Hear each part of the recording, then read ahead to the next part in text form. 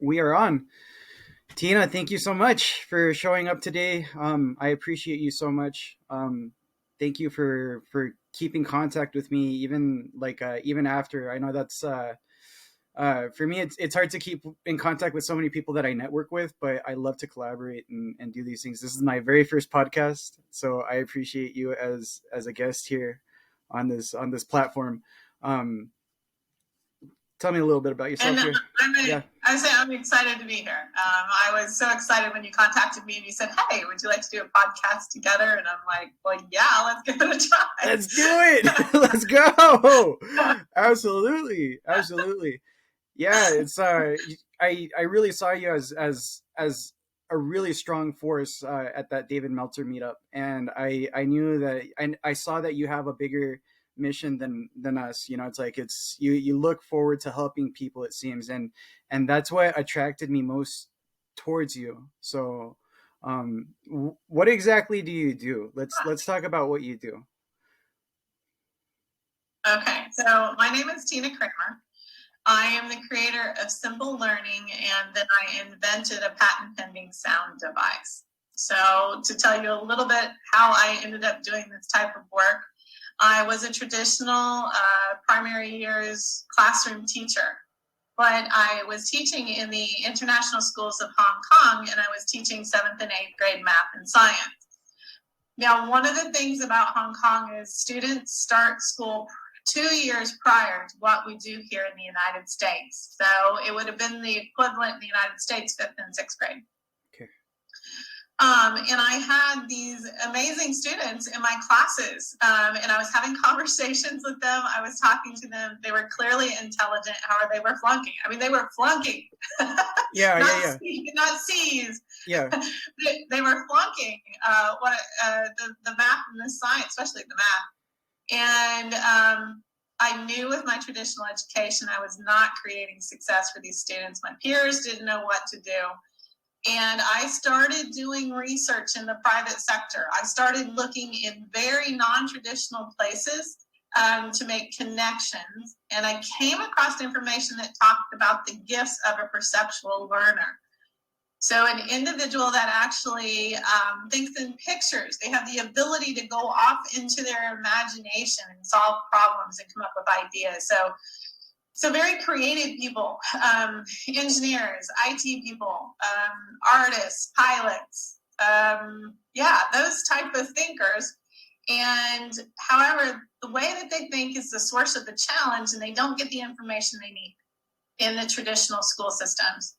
And by the way, about this time, so I had been married for 30 years. Okay. And about this time in my life with the students, then what is now ex-husband, he was diagnosed with high functioning autism.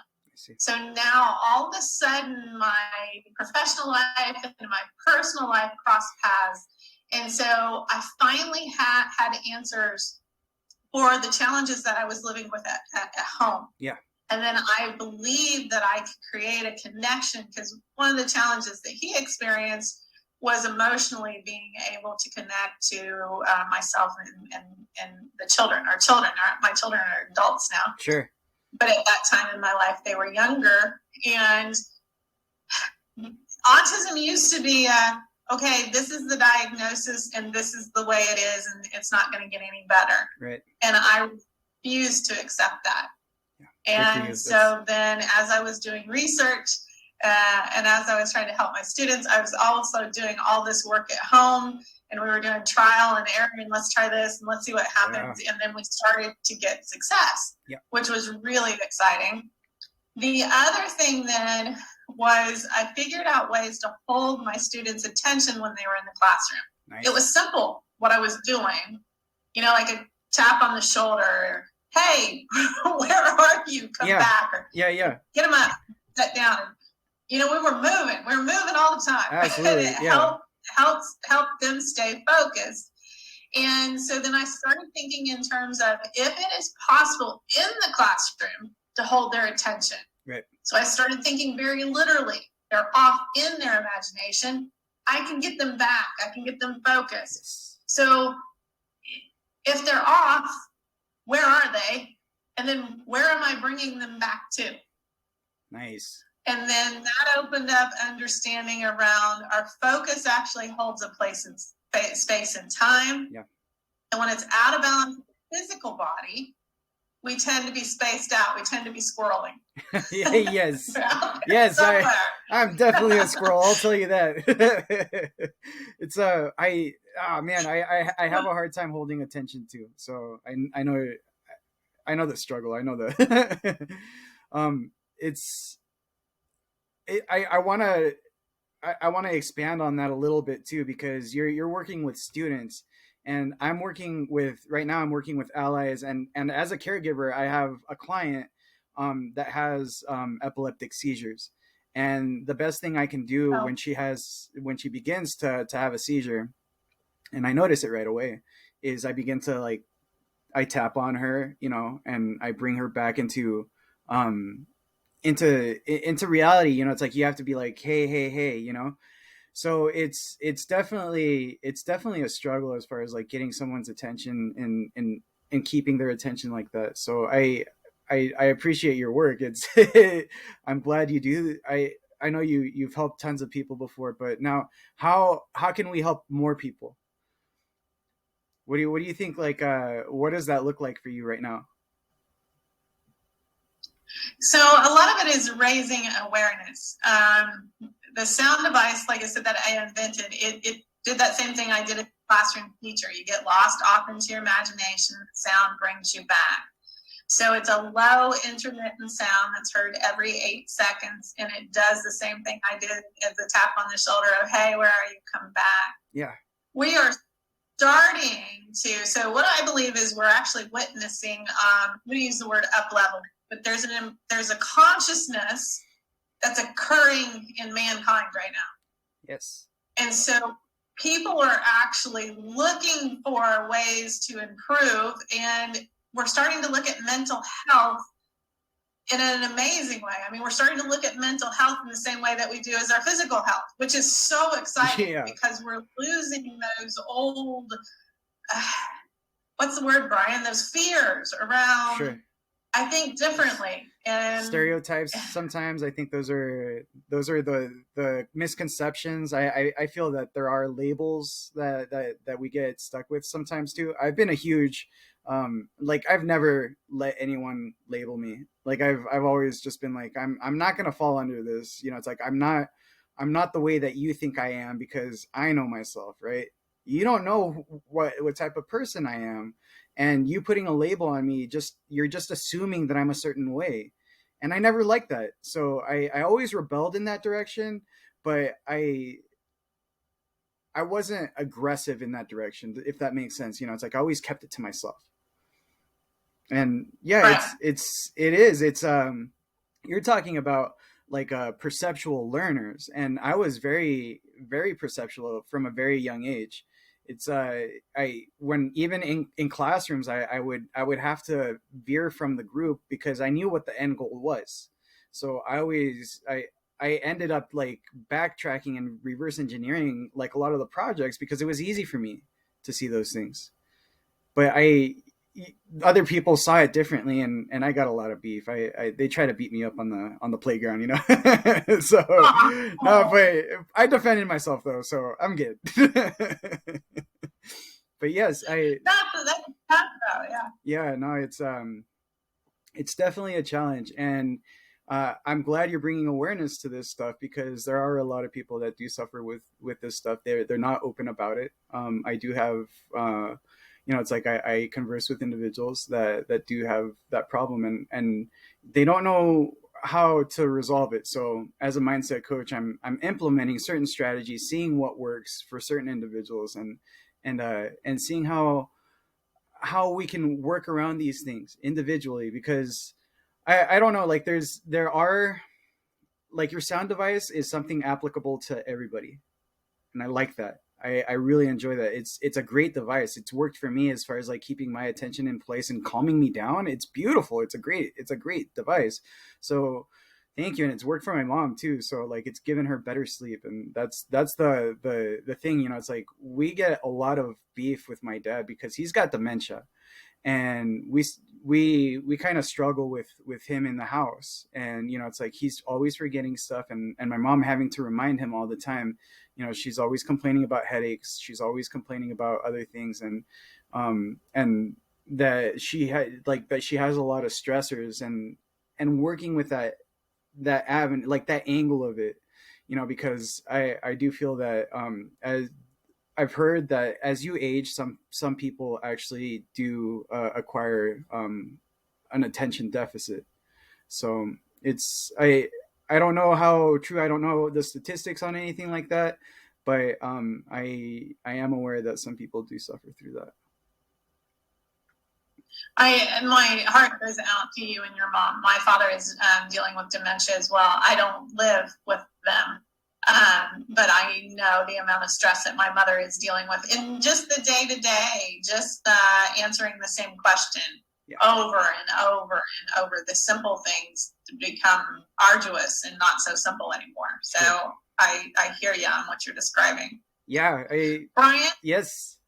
Let me switch gears here just a little bit, because this is our first podcast, and for the people that are listening, they may want to know how you and I met each other. Yeah. Do you want to fill everybody in on that? Of course.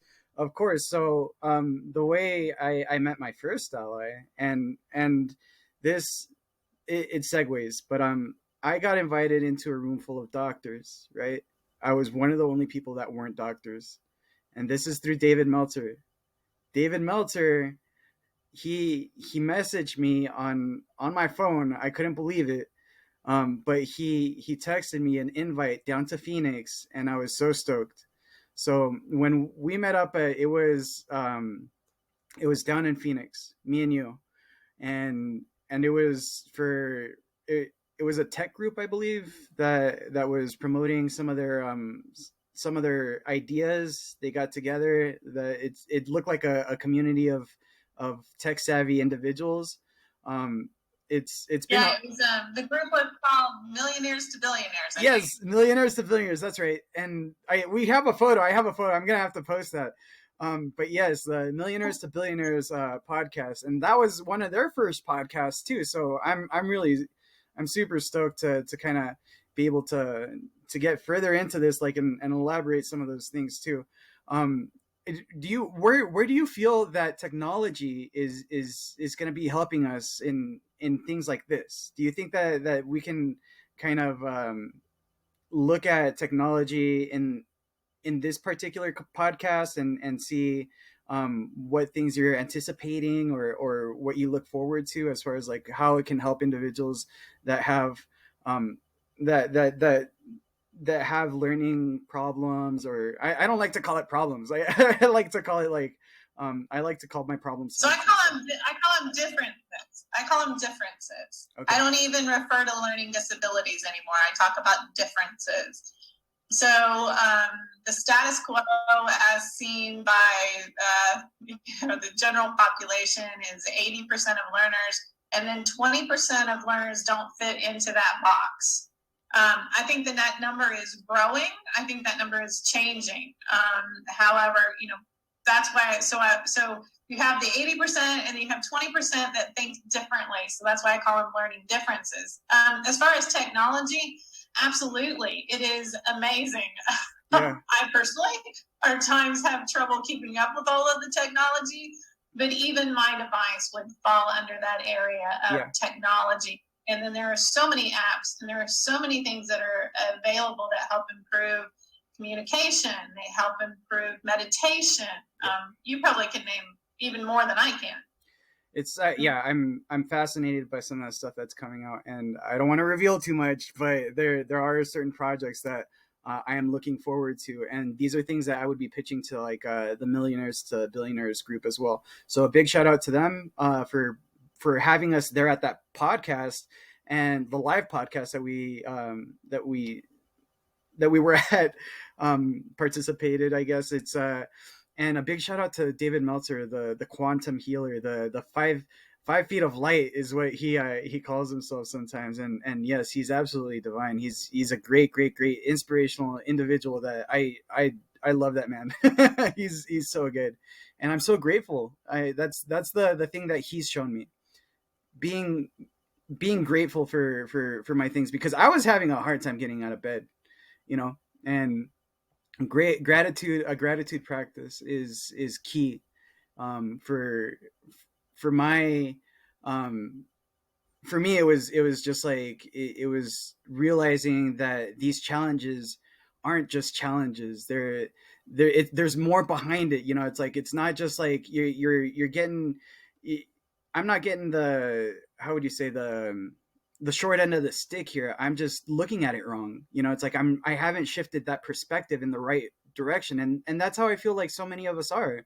You know, it's like we look at these things like as difficulties, but they're not difficulties. They're just something that's gonna push you in a direction that's gonna make you stronger, if you're willing. You know, it's like, if you have the consistency, if you have um the the discipline, you know. It's like, it takes time. And same thing with like social media, because I'm so active with social media. I want to put myself out there, and I've, you know, it's like, for the longest time I'd post 1, 2, 3 days, and then I'd skip my fourth day, and then I'd post 1, 2 days, I'd skip my third day. And unless you're posting every single day, this is the key.